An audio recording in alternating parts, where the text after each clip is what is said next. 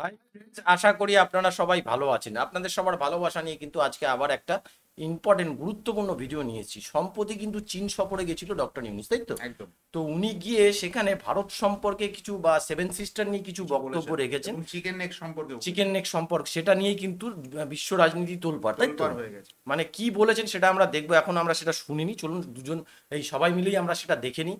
ওনার বক্তব্যের কতটা যৌক্তিকতা আছে, কি জন্য উনি বক্তব্যটা রেখেছেন, সেটা কিন্তু আমরা এই ভিডিওর মাধ্যমে জানবো। তো চলুন দেখে নিই। সফর করেছেন বাংলাদেশের অন্তর্বর্তী সরকারের প্রধান উপদেষ্টা ডক্টর মোহাম্মদ ইউনূস। সফরে দেশটির রাষ্ট্রপ্রধান সহ নীতি নির্ধারক ও ব্যবসায়ীদের সঙ্গে সাক্ষাৎ করেছেন তিনি। এ সময় বাংলাদেশের অভ্যন্তরীণ বিভিন্ন বিষয়ের পাশাপাশি ভৌগোলিক নানা ইস্যুতে আলোচনা হয়েছে। সেখানে সেভেন সিস্টার্স বক্তব্য দেন ডক্টর মোহাম্মদ ইউনূস, জানিয়ে ভারত জুড়ে চলছে তোলপাড়। এর প্রতিক্রিয়ায় দেশটির বিভিন্ন রাজনৈতিক দল সমালোচনায় মুখর হয়েছে। তাদের দাবি, ভারতকে ঘেরাও করার জন্যই বাংলাদেশ উত্তর পূর্ব অঞ্চলে চীনকে আমন্ত্রণ জানিয়েছে। আসলেই কি তাই? আর সেভেন সিস্টার্স নিয়ে কি এমন বলেছেন প্রধান উপদেষ্টা, জানাচ্ছেন এসআই রাজ। সম্প্রতি 4 দিনের চীন সফর শেষে ঢাকায় ফিরে ঈদ উদযাপন করেছেন বাংলাদেশের অন্তর্বর্তীকালীন সরকারের প্রধান উপদেষ্টা ডক্টর মোহাম্মদ ইউনূস। চীন সফরকালে ভারতের উত্তর পূর্বাঞ্চলের 7টি রাজ্যে ব্যবসায়িক সম্প্রসারণ নিয়ে কথা বলেন তিনি। ডক্টর ইউনূস বলেন, ভারতের পূর্বাঞ্চলের সেভেন সিস্টার্স নামে পরিচিত 7টি রাজ্য, এ রাজ্যগুলো ভারতের স্থলবিশিষ্ট অঞ্চল। সমুদ্রে পৌঁছানোর জন্য তাদের যোগাযোগের কোনো উপায় নেই। এই অঞ্চলের জন্য সমুদ্রের একমাত্র অভিভাবক বাংলাদেশ। প্রধান উপদেষ্টা আরও বলেন, বাণিজ্যের জন্য এটি একটি বিশাল সম্ভাবনার দ্বার উন্মোচন করে, সুতরাং এটি চীনা অর্থনীতির একটি সম্প্রসারণও হতে পারে।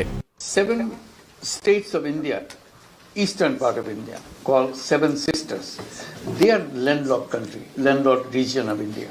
They have no way to reach out to the ocean. We are the only guardian of the ocean for all this region. So this opens up a huge possibility. So this could be an extension of the Chinese economy, build things, produce things, market things, bring things to China, bring it out to the whole rest of the world.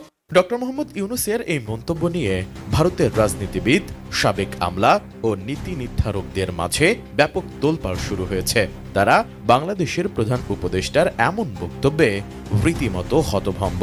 ভারতের শীর্ষ পর্যায়ের কেউ এটিকে হুমকি হিসেবে দেখছেন, আবার কেউ এই বক্তব্যে অবাক হয়েছেন।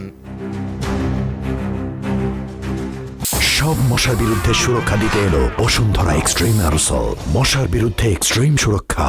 এমনকি বিষয়টি নিয়ে এখন পর্যন্ত দিল্লি আনুষ্ঠানিকভাবে কোনো প্রতিক্রিয়া না জানালেও ভারতের প্রধানমন্ত্রী নরেন্দ্র মোদীর অর্থনীতি বিষয়ক উপদেষ্টা পরিষদের সদস্য সঞ্জীব সান্যাল প্রকাশ্যে কথা বলেছেন।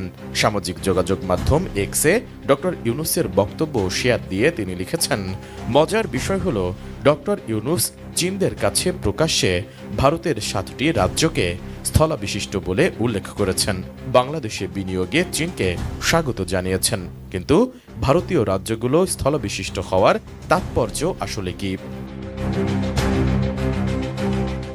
এদিকে বাংলাদেশে নিযুক্ত ভারতের সাবেক হাইকমিশনার বীণা সিকরি দেশটির সংবাদ মাধ্যম এএনআইকে দেওয়া এক সাক্ষাৎকারে প্রধান উপদেষ্টার এই মন্তব্যকে অবাক করা বলে অভিহিত করেছেন এবং নিন্দাও জানিয়েছেন। একই সঙ্গে তিনি জোর দিয়ে বলেছেন, উত্তর পূর্বাঞ্চল ভারতের অবিচ্ছেদ্য অংশ, তাই ডক্টর ইউনূসের এ ধরনের বক্তব্য দেওয়ার কোনো অধিকার নেই। ভারতের সেভেন সিস্টার্সের অন্যতম আসাম রাজ্যের মুখ্যমন্ত্রী হিমন্ত বিশ্ব শর্মাও এ নিয়ে প্রতিক্রিয়া দেখিয়েছেন।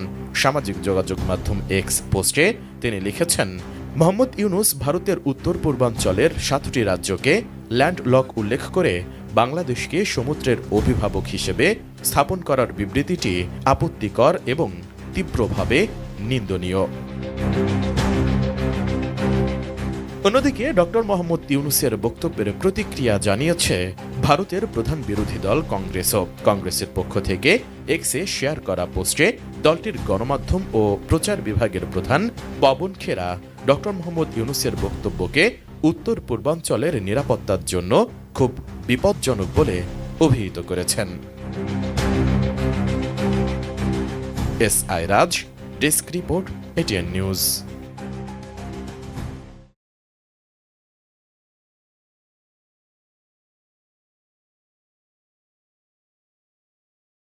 তো বন্ধুরা শুনলেন প্রতিবেদনটা, ব্যক্তিগতভাবে উনি কি বলেছেন যে উনি বলেছেন যে চীনের সাথে ব্যবসা বাণিজ্য বাড়ানোর জন্য উনি ভারতের 7 সিস্টারের কথা তুলে ধরেছেন এবং তিনি বলেছেন যে বাংলাদেশ হচ্ছে এখন ওশেনের গার্ডিয়ান।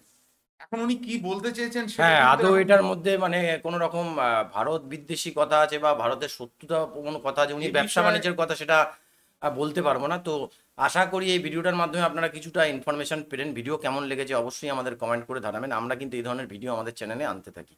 তো আজকের মতো বন্ধুরা এখানেই শেষ করছি, আবার কালকে দেখাবে একটা কোনো ভালো ইনফরমেটিভ ভিডিও নিয়ে। ততক্ষণে সবাই ভালো থাকবেন, সুস্থ থাকবেন।